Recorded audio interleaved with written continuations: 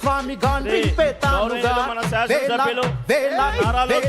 జలధ్వని గర్జించే తీరుగా పానకాల స్వామి గాండ్రింపేతానుగా నూలు నూలు పోగు బలమేంటో చూపగా నారా లోకేషు నడిచి వచ్చ చూడరా ఈ మట్టి తల్లికి మాటిచ్చినడంట తోడా పుట్టిన వాడయ్యాడంట మన మగ్గం పైనేసిన చరిత వీడిపోయాడంట పేదల పెందిని మన మన శ్రీ నందమూరి తారక రామారావు గారి విగ్రహానికి మన యువ నాయకులు లోకేష్ గారు పూలమాలలు సమర్పించి హార్ట్లీ వెల్కమ్ సార్.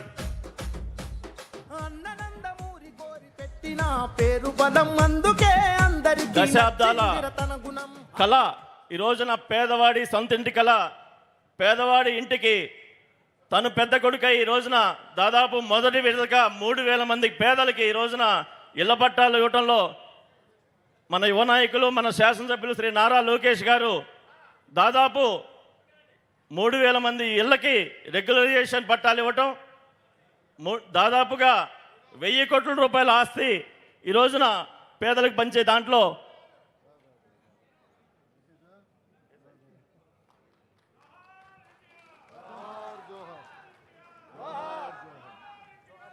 జోహార్ ఎన్టీఆర్, జోహార్ ఎన్టీఆర్.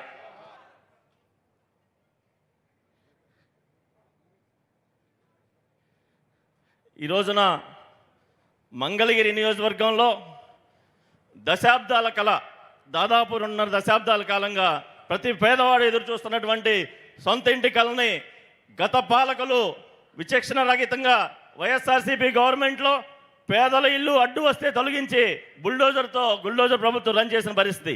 కానీ ఆ రోజు ఎలక్షన్లో 2024 ఎలక్షన్లో ఆయన రచ్చబండ కార్యక్రమంలో ప్రతి పేదవాని ఇంటికి నేను పెద్ద కొడుకునై మీకు రెగ్యులరైజ్ చేస్తాను అన్నమాట ప్రకారం ఈ రోజున ఈ కార్యక్రమం మంగళగిరిలో ఒక పండగ వాతావరణంలాగా రాష్ట్రం కాదు, దేశం కాదు, ప్రపంచంలో ఎక్కడా కూడా ఇంత పెద్ద ఎత్తున ఇలాంటి కార్యక్రమం చేసి ఉండరు.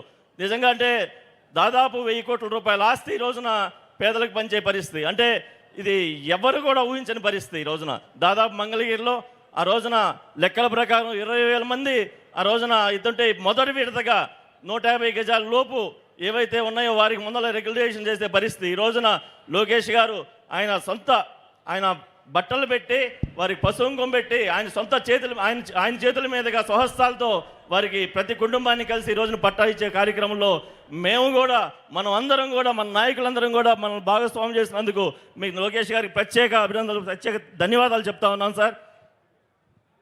అలాగే అందరికీ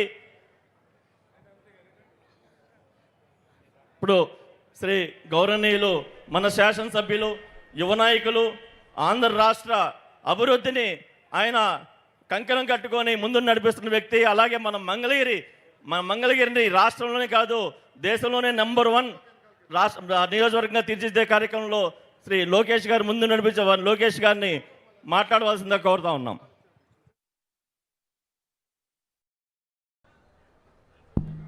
దయచేసి అందరూ కూర్చోవలసిందిగా కోరుతున్నాను.